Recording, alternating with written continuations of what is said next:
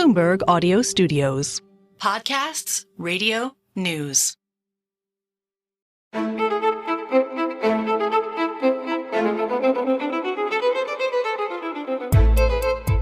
think inflation's a huge part of the story, a huge headwind to politicians, and it's not going to be a meaningful tailwind anytime soon. Welcome to Voternomics, where politics and markets collide. This year, voters around the world have the ability to affect markets, countries, and economies like never before. So here at Bloomberg, we've created this series to help you make sense of it all. Back for another week. I'm Allegra Stratton. I'm Adrian Wooldridge. And I'm Stephanie Flanders this week in Dubai. Why are you in Dubai, Steph? Well, you know, this vast empire that I control at Bloomberg, or at least this large number of reporters and economists. I knew it was big, but I didn't know it included Dubai. Absolutely it does. And there's different bits of the empire converge in Dubai. Well, at the top of the show, you heard from Karen Ward of JP Morgan Asset Management. We're going to speak to her a little bit later, and she's going to help us unpick those difficult dynamics between economics and politics. Also on the show this week, we have Bloomberg reporter Craig Trudell, who is our Tesla expert here in London. Steph, how big is his team? Does he fly solo, or has he got lots and lots of people? I suspect he's got more and more people. We have discovered that you can support a whole Elon Musk podcast. And I suspect over time we will just acquire a larger and larger team covering what he's doing. So he's going to be, for Musk aficionados, he's going to be joining us in a second to talk about Elon Musk's deal with China.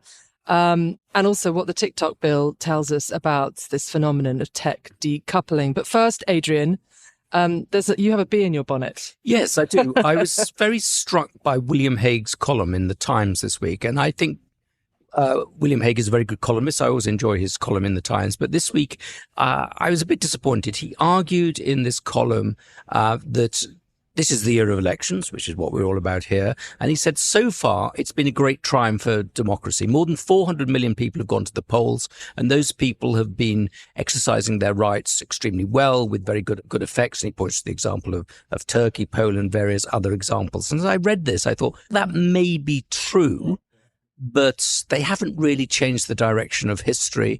And the one big election that looms over everything else, which is the US election in November, that can hardly be categorized as a triumph for democracy. We have two really old candidates, one of whom has led an insurrection, as many of us would see it, one of whom is looking visibly very elderly, and a real possibility that election will go down to a very few votes in a very few places, which will spark civil disobedience. So looking at William's examples of a few good things about democracy, I didn't feel myself really thinking, yes, this is a great system in the great flushes of triumph. I felt it was a bit of a list of elections that had taken place, and I wasn't sure. I thought perhaps there was a little bit of cherry picking. And actually, for me, the more interesting things are how you have across the Western world, or more developed, richer economies, this deep dissatisfaction with democracy.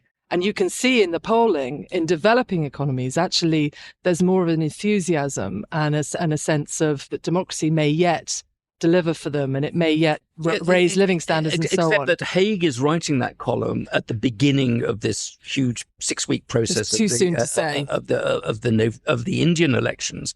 And that is an election which really features one man. There isn't really a significant opposition to Modi, and Modi is an illiberal Democrat. He's somebody who, whilst quite popular and going to win the election, is eroding many of the basic constraints on the power of central government. He's a sort of CEO figure. He's a strongman figure. He's not an example of liberalism. He's the worst sort of modern democracy. So again, I thought, actually, democracy only really works when it's qualified by liberalism. Democracy as a sort of triumph of populism isn't very good. So even in the emerging world, where you do have a general sense of optimism and growth, India's growing by 6 or 7% a year, you don't have an ideal version of democracy being put in place in the world's biggest democracy. Because we're a third of the way through this huge year of elections. What do you think the picture is when we're fully through?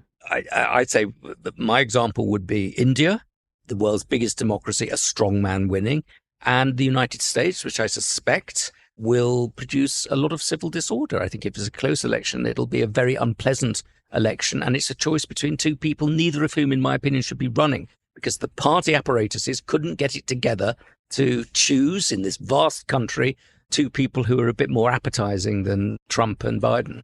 I did think it was a reminder, since you're dumping on William Hague, lifting up his column only to tear it down again. I thought that it was a useful reminder that a lot of elections have already taken place that involve a large chunk of the population or are now ongoing. So, and if you think of Indonesia, Russia, and India, by the time that's finished, that's nearly 2 billion people who will have cast their vote. Although we make a lot of the uncertainty created by all these elections, that 2 billion's worth were never in doubt. There were all places where the incumbent won, and it was no surprise, whether it's Pakistan, Taiwan, Bangladesh.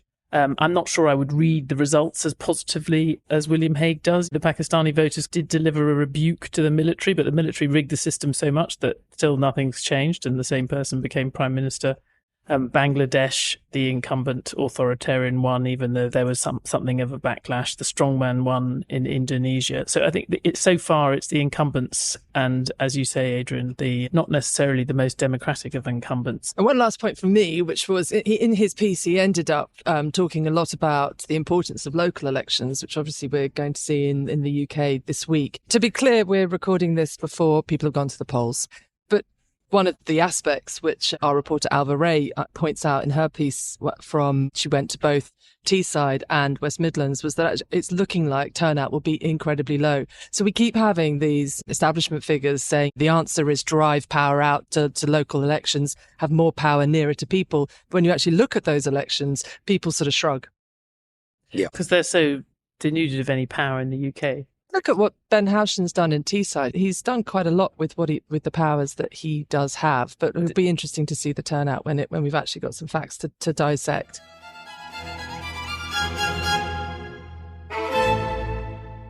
So let's get to our on-the-ground reporter for the week. We're fortunate enough to have this week's guest with us here in London, reporter Craig Trudell.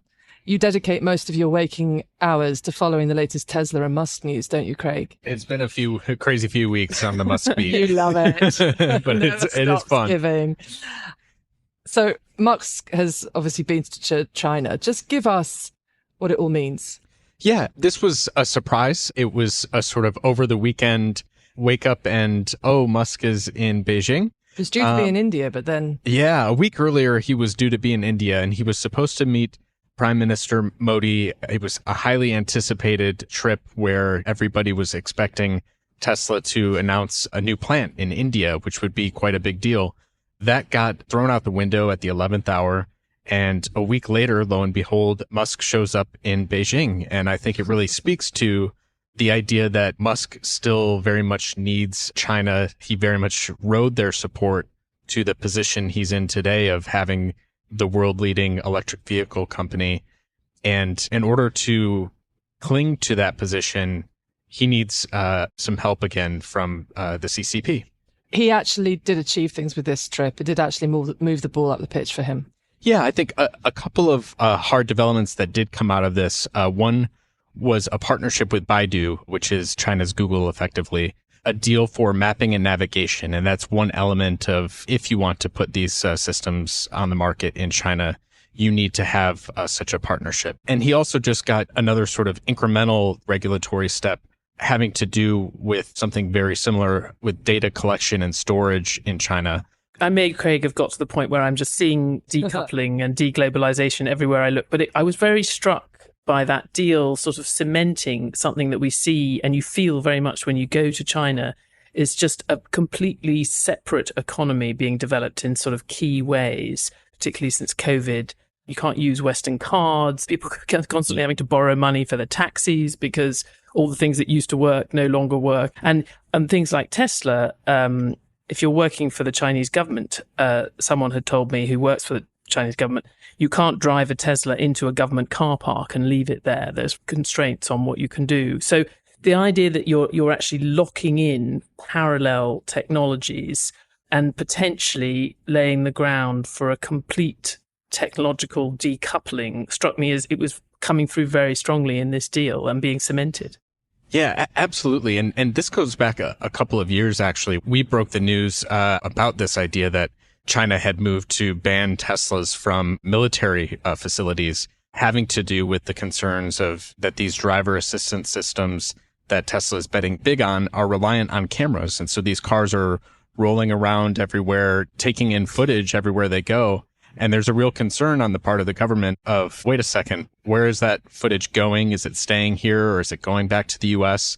And at the moment, given the fact that Musk is trying to perfect or improve these systems by training them with supercomputers, there's real concern about that data going from China back to the US. And I think we're seeing this kind of left and right in the car industry, where when you go to China, you can find incredibly cheap EVs that you can't find in the West. You can find these driver assistance systems for much more affordable prices than you can find in the US if you want to, have the similar capability in a Tesla. It's absolutely the case that there's a sort of dual track here. But on the one hand, we've got this dual track economy developing. On the other hand, the world's richest American goes over to China and solves an American problem, and his stock valuation goes up. Isn't that an extraordinary confusion? I think so. I think it's fascinating because this is someone who, oh, by the way, has just, more than just Tesla as part of his business empire, and has repeatedly made these accommodations or these statements that are very China friendly. I go back to some of the comments that he's made about Taiwan and weighing in on things there, to where Taiwan has no interest in, for instance, using Starlink, his satellites business that he's building with SpaceX. I do think it is also very interesting that this is coming on the heels of the TikTok ban, or so-called ban in the US. And he has also taken a position on that while we're talking about this idea that he's very China friendly. Even as the owner of X, formerly Twitter, he came out and said, you know what, I don't think that we should do this with the US. Which, of course, is the sort of double standard that none of the big US social media firms, none of them can operate in China. But you now have the US legislation to potentially ban TikTok if they don't transfer ownership to a non-Chinese company. It struck me that the definition of a strategic asset, of, what is a national security threat, just keeps broadening all the time. China has always potentially had a very expansive definition of that, as we've seen in the controls it already had. And the US are starting to go down that road. It makes you feel, when Jake Sullivan talks about having small yards with a high fence, and the sense that we're not really going to decouple or divide the global economy. We're just going to have certain things that we protect. The certain things we protect seem to be expanding all the time. Yeah, I think that's absolutely right. And along those lines, I think one of the things that we've been reporting out of Washington recently, there have been concerns among folks, whether it's in Washington or in Brussels, about how cheap these Chinese electric vehicles are. And China has much more capacity than they have demand. That's something that Janet Yellen has made quite a lot of noise about recently, including on her trip to China. I think it's very much the case that in trying to put up barriers to keep Chinese EVs out of the US, Gina Raimondo is talking about not just raising tariffs that, by the way, were raised under the Trump presidency, but looking at whether or not there is a path to blocking these vehicles on national security grounds, which is very reminiscent of exactly what China was doing over the last couple of years, of being cagey about where Teslas can go on its soil. So you do think it could be an election issue? In Washington, I absolutely seeing it being the case. I think Biden absolutely made EVs a big part of his Inflation Reduction Act, his signature climate law. And the fact that Trump, on the other hand, very notably recently referred to the idea that for the auto industry, if he doesn't get elected, there will be a, quote, bloodbath. We've absolutely heard a lot of back and forth, including late last year with the UAW strike and Biden going on the picket line, the first U.S. president to do so. Here in the UK, I don't necessarily see it breaking through, but it is fascinating to me that as an American reading the papers here day to day, the sort of alarmism of whether this whole EV transition makes sense or is worthwhile or is bogus, it is relentless. I just find that there is quite a bit of negativity about whether these EVs make any sense, despite the fact that they have been making really remarkable progress the last half decade. So a comparison and contrast of the UK and US election seems like a pretty good place to leave that chat in this latest edition of Voternomics. Thank you very much, Craig. Thank you, Craig. That was great. Thank you. Really good. That was fun. Yeah. You'll be back. Thank you so much.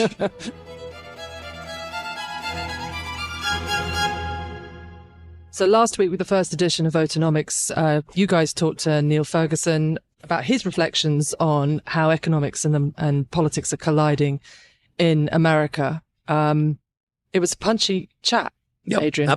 Absolutely. I learned a great deal. Some of it I agreed with, some of it I didn't agree with. But Neil is always informative and provocative. I also noticed that the comparison, we were a little bit ahead of the game. We were thinking of the potential comparisons with 68 and Yes, campus absolutely. politics. I became increasingly glad over the course of the last week that we had that that's discussion, complete. because I read an awful lot of people just deciding that we were potentially, even with the Chicago convention in August, that we were facing a rerun of 68.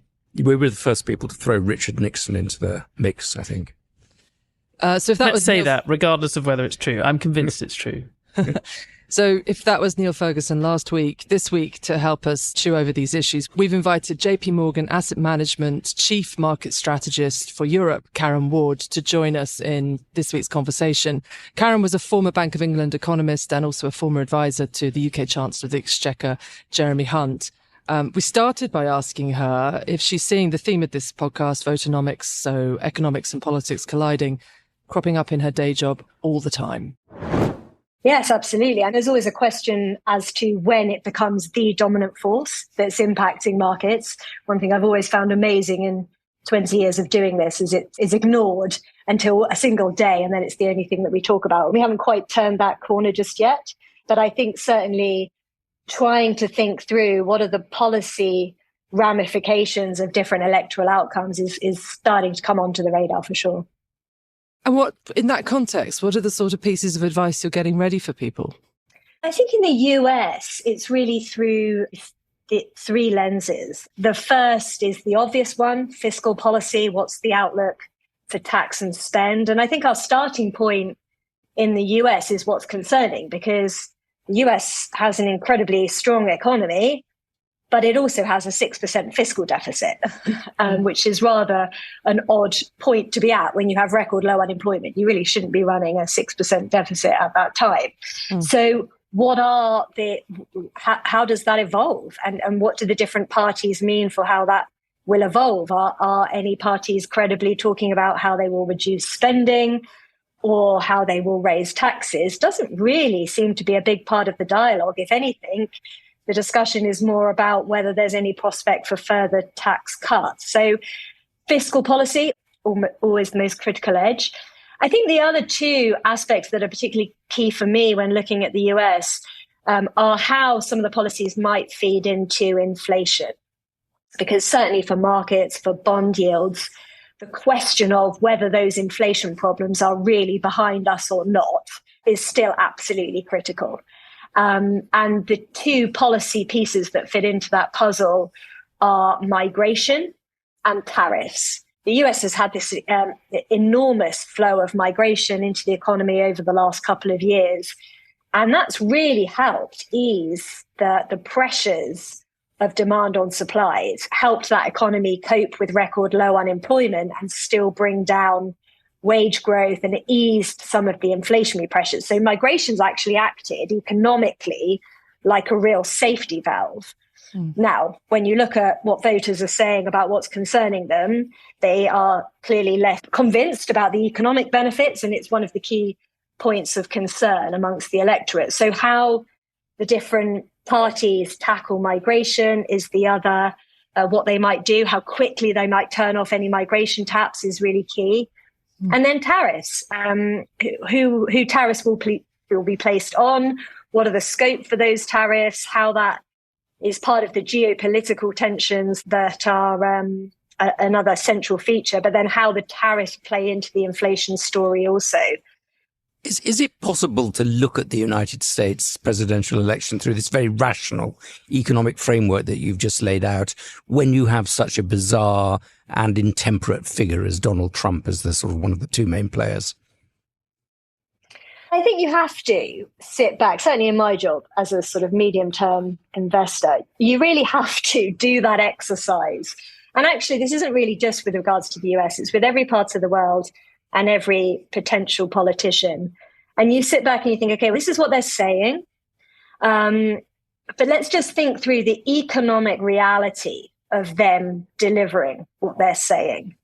And I think quite often when you do that rational exercise of thinking, that's what they're saying, but if they do that in practice, the domestic economic cost of doing so might be really quite grave. And so actually, when they are in office, they may choose to take a different route. I think it's really important whenever you're hearing particularly very strong political figures making big statements to think that might sound good to the electorate now, but what are the realities of delivering that? And therefore, when in office, is it really going to happen? Sure. But for the last 30 years or so, we've had economics as the master science and everybody's really deferred to economics. Now we're in a different world in which politics is much more important. And politicians do sorts of things that economists would never have thought that they would. I mean, the Trump tariffs being in the last Trump presidency, a classic example of that. Isn't it just the case that we don't live in a predictable, rational world anymore?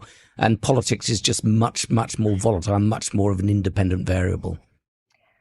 I think we do have to, our profession, the economics profession, really has to think about what is the lens of different cohorts or different members of society?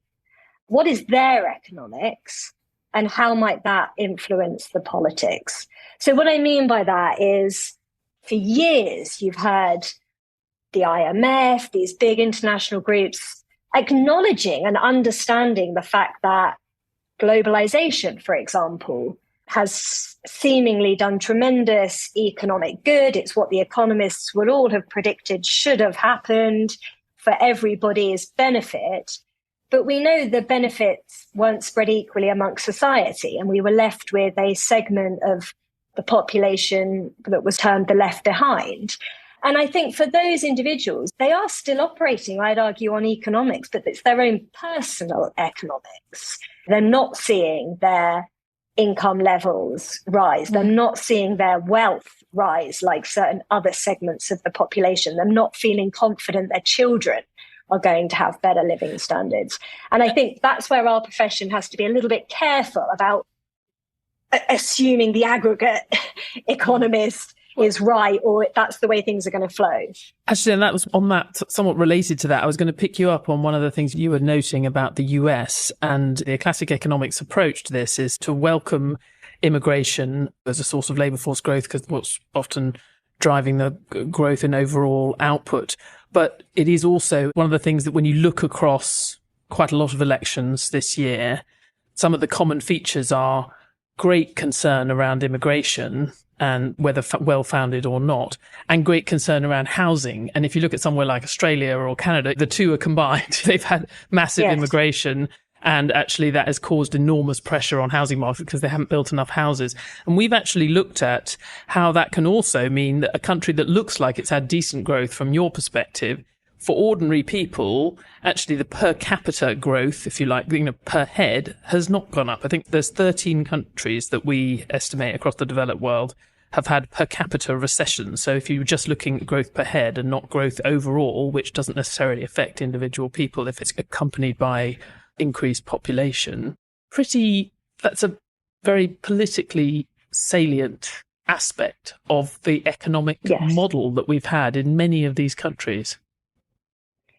Absolutely. It's a very contentious topic, whether it's about how people are integrated socially, how they're integrated economically. The Pew Institute says that migration is the top concern that the US citizens want their new government to tackle.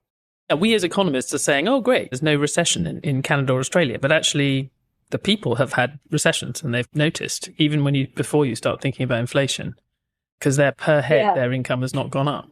You have a very peculiar situation in the United States at the moment, don't you, whereby we should have an incumbent president sailing towards re-election because the economy is doing very well, and for the first time in some time, people at the bottom of the income scale are beginning to share in some of the prosperity. But you have a lot of angst in the country, and There are many reasons for that, but one of them surely is the angst about uncontrolled immigration, or a feeling of uncontrolled immigration, isn't it? Absolutely. That's what all the surveys point to of the electorate. What is the chief concern that they want tackled? And yes, whether it is alleviating labour market pressures. And again, it comes back to my point about individual economics, that versus aggregate economics. Yeah. An individual will say that, okay, you may think that isn't that wonderful that wage growth has eased because migration has eased some of the pressures in the labour market. Hang on a second, wage growth easing, that's not good for me at all. I want my wage growth to continue accelerating. So I think that's the real challenge, is the individual economics versus aggregate. One of the things that's doing the rounds, as we say, is that somebody has told Andrew Marr at the New Statesman that a Labour government wouldn't necessarily reverse the Rwanda plan immediately.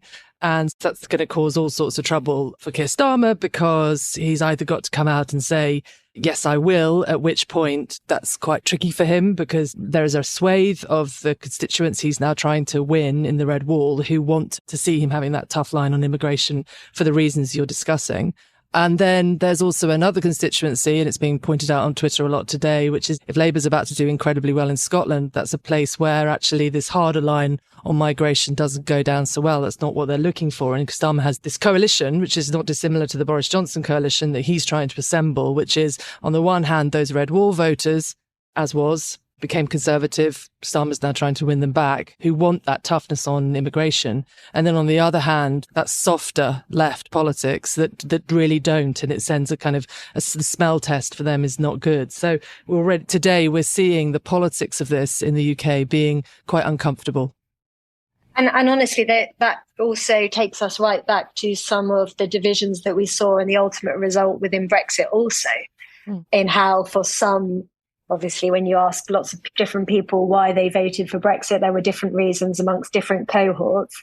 But certainly amongst a specific cohort, migration and the free flow of workers was the major reason for voting for the severance from the EU. So I think how the topic of migration enters UK politics as well as the politics of each party is something we've been contending with for years now. There's been 20 billion of personal tax cuts announced, and it doesn't seem to have shifted the dial in the polling in the United Kingdom. What are your reflections on that? Yeah, it's a good question. And actually, I think there's commonalities behind the question that we spoke about earlier with regards to why Biden isn't polling better in the US. And I think it's the role of inflation within the general experience of households, because by some metrics, households, things look great. We've got almost record low unemployment in the West, very low unemployment by historical standards here also. And we've had these tax cuts.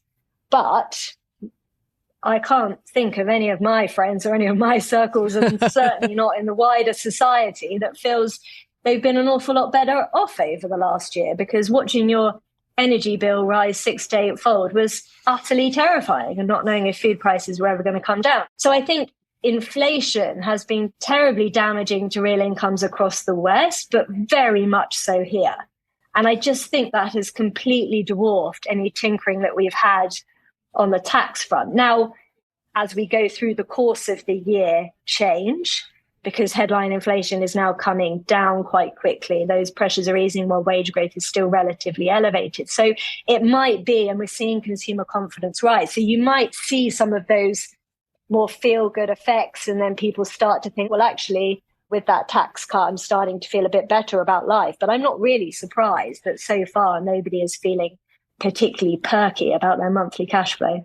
It's funny because I wanted to take things on to inflation, because I was conscious, I was smiling to myself when Adrian was suggesting that it was a new thing to have politics so volatile. And of course, you, Karen, were advising the Chancellor, just in the then Chancellor, Philip Hammond, in the wake of the Brexit result, and obviously facing quite a lot of political volatility at that point while you're sitting in the Treasury. But one thing that you weren't facing then was inflation. And it does feel to me that it's something that economists have underestimated, and certainly politicians, I think, initially, underestimated how much it gets under people's skin. If you just look at the numbers, yes. The Prime Minister is probably going to go to the polls after prices will have risen by 20% over the Parliament. And if that's actually all that voters care about, and it's certainly been a big factor in the sort of lowest rise in real household disposable income per head, then he's sunk. In theory, it's not his fault at all. It was all handed over to the Independent Bank of England, and we thought that was a great decision. But now actually politicians around the world are potentially carrying the can for the decisions of entirely independent technocrats.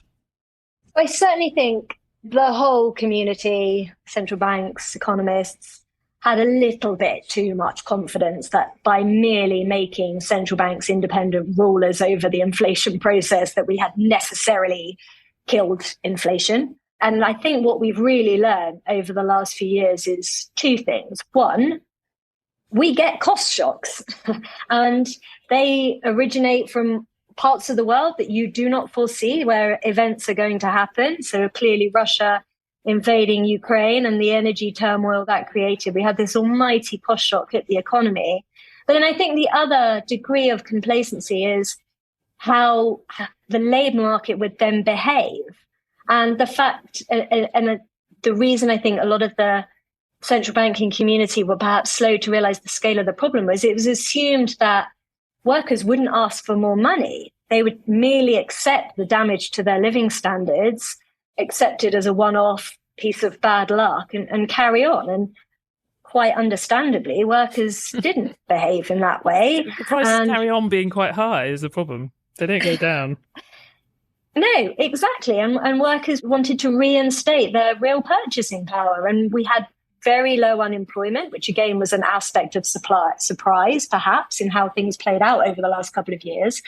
And so with that security of work, workers did go and ask for more money. And therefore, that's when we got the second round effects, as economists like to call it, where workers ask for a bit more pay, that inflation shock broadens out through the economy. And honestly, it's still there. It's still persistent. And we aren't entirely clear whether it's behind us just yet. So, yes, I think inflation is a huge part of the story, a huge headwind to politicians. And it's not going to be a meaningful tailwind anytime soon.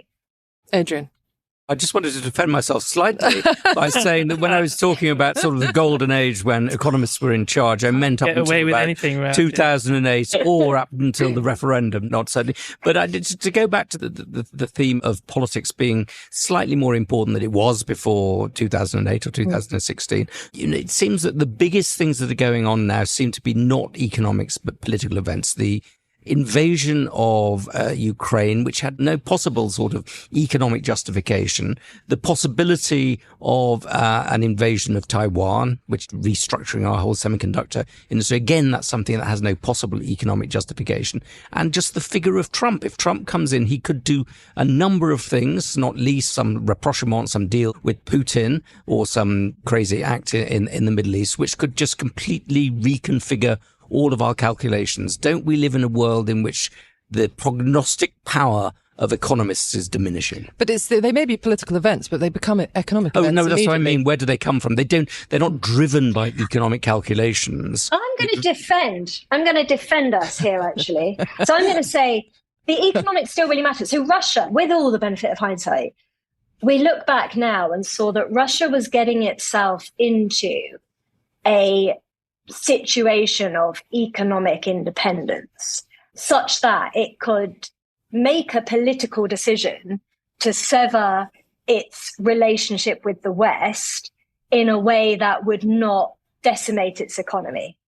And it has. Russia's GDP and Russian activity, because it's still producing oil, it's just sending it to other parts of the world, and it's still producing commodities and selling them to other parts of the world. So I still believe that decision made in Russia was a political decision founded in the knowledge that economically it would not be devastating. And then the ones that you highlight could happen. I still think it's the economics that mean the worst case scenario won't happen. So I think China... I was just going to say, do you think China could make the same calculation that Russia's made? Because it is certainly de-severing itself from a lot of the world economy. She says no. Why not? Why not, Karen? Whether it chooses to get itself into Russia's position over the next 20 years, I don't know. But today, the US is still the biggest importer of Chinese goods. And China has a serious domestic demand problem right now. Right. They are resorting back to export demand to fuel their growth. Therefore, they need anyone else in the world to be buying their goods until they can get their domestic engine going. And while that is still the case, they need to stay friends with their biggest consumers, which are in the West. So right now, here and today, with the economics as they are, I think it's a small probability risk. So the not so dismal science from you. Karen, can you just do us some forecasting, perhaps, which is people are saying we'll have inflation at 2%, possibly then over the summer. Some people are predicting it could go to 1%. Do you think it starts to come up in the autumn? And what are the consequences of that if it does? Yes, I think it will dip. Oil is edging back up, but gas prices, which are a bigger chunk in the CPI basket, because of gas prices having come down in April, that should take us just a little bit sub 2 in the summer. We should touch a low 2 number. However, that probably won't last terribly long. And I do think by the end of the year, and the Bank of England will concede also in their forecast, we are back on an uptrend, as long as it's modest and it's real wages that matter. So I think part of the reason it's not going to 2 and through 2 and back to the low inflation that we knew before is because wage growth is still running somewhere between 4 and 6%. Some data quality issues at the moment, but it's still, in that kind of vicinity. I think we will still be in positive real wage territory through the remainder of the year. I think the consumer is going to be in pretty decent positive real wage territory, not compensating for the last 2 years, but at least that pressure feeling better throughout the course of the year. We cited recently some academic research that finds part of the problem with inflation is even where wages have kept pace, people adamantly believe that they have not kept pace. And there's a sort of, as Karen's been saying, there's a kind of abiding hit. In fact, if we see wages going faster than inflation, that will potentially be an issue for the Bank of England, might slow the pace of rate cuts, and yet still not actually deliver much benefit in terms of how people feel. I can certainly say, as a former BBC economics editor who used to go to supermarkets on a day where, the price of something had plunged, and you're desperate to find one person who's willing to admit that anything's got cheaper, because everybody always feels that life's getting more expensive, regardless of what the numbers say. And I would very quickly give up trying to find someone who would back up what the data appear to be saying. But I think that's particularly true when it comes to real wages. People don't necessarily feel better off. It's the inflation of fun and the inflation of not fun. the inflation of everything that's not fun, energy and food and all of the stuff that we have to buy, and not because we want to buy, because it's fun. That is what's risen so much. It's eaten into our income. So even as that eases, it still doesn't feel fun, because it's a very good point. The amount that we're willing to spend on Taylor Swift tickets, or God knows what it is, we know no one necessarily complains as much about soaring concert tickets because they're a bit more fun. That is a very good way of looking at it. Absolutely. So we'll end on Taylor Swift. Thank you very much for joining us, Karen Ward. Thank you for having me. So thanks for listening to this week's Voternomics from Bloomberg. This episode was hosted by me, Allegra Stratton, Adrian Wooldridge and Stephanie Flanders in Dubai. It was produced by Summer Sadi with help from Sarah Livesey, Chris Martlew and Julia Manns. Editorial direction from Victoria Wakely. Sound design by Blake Maples. Brendan Francis Newnham is our executive producer. Sage Bauman, head of podcasts, and special thanks to our guest, Karen Ward. Please subscribe, rate and review wherever you listen to your podcasts.